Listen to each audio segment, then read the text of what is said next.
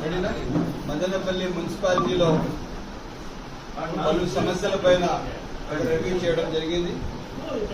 జరిగిన మార్చ్ విషయాలు కానీ, ఇంజనీరింగ్ సెక్షన్ కానీ, వర్క్స్ కానీ, అదేవిధంగా ఏదైతే మెయిన్గా నీటి వసతి, రామారావు కాలనీ, గిజ్జలపుట్ట, ఇవి కాకుండా సొసైటీ కాలనీ, కొన్ని ఏరియాస్ వాటర్ సమస్య చాలా తీవ్రంగా ఉంది.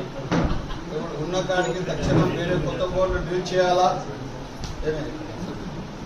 ఇది ఎట్టి పరిస్థితుల్లో ఇవి స్ట్రీమ్ లైన్ చేస్తూ మనుషులకు సకాలంలో 3 రోజులకు నీళ్ళు ఇచ్చే బాధ్యత ప్రభుత్వంది. మాది పాలకులుగా మున్సిపల్ వ్యవస్థలో ఎవరైతే మా వార్డులో ఉన్న నాయకులు ఉన్నారో వాళ్ళు ఖచ్చితంగా పర్సూ చేస్తారు.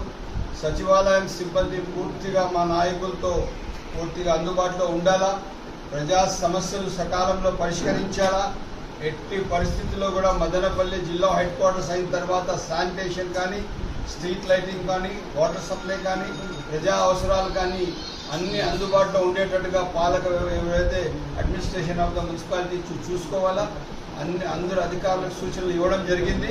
ఎట్టి పరిస్థితిలో మున్సిపాలిటీలో సకాలంలో ప్రజలకు ప్రజా అవసరాల మేరకు పనిచేసే అవసరం ఉంది.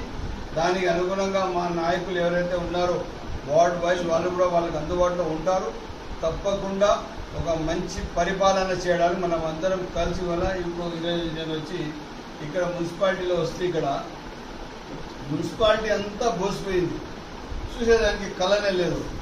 ఇది చూస్తే చైర్మన్ రూమ్, ఇది చూస్తే చాలా బాగుంది, 3 స్టార్ హోటల్ ఉన్నట్లుంది. చూడండి ఎట్లా ఉంది. మున్సిపాలిటీకి రంగు కొట్టలే. ఆ కౌన్సిల్ హాల్ చూస్తే ఏడుపు వస్తూ ఉంది.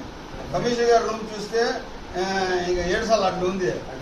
ఇది చూస్తే అబ్బా ఎంత ఉంది అంటే చూడండి, జూమర్లు ఉన్నాయి, ఫ్యాన్లు ఉన్నాయి, ఫాలింగ్ సీలింగ్ ఉంది, ఏసీలు ఉన్నాయి. కౌన్సిల్ హాల్కి ఏసీ లేదు. దేవుడే కాపాడు.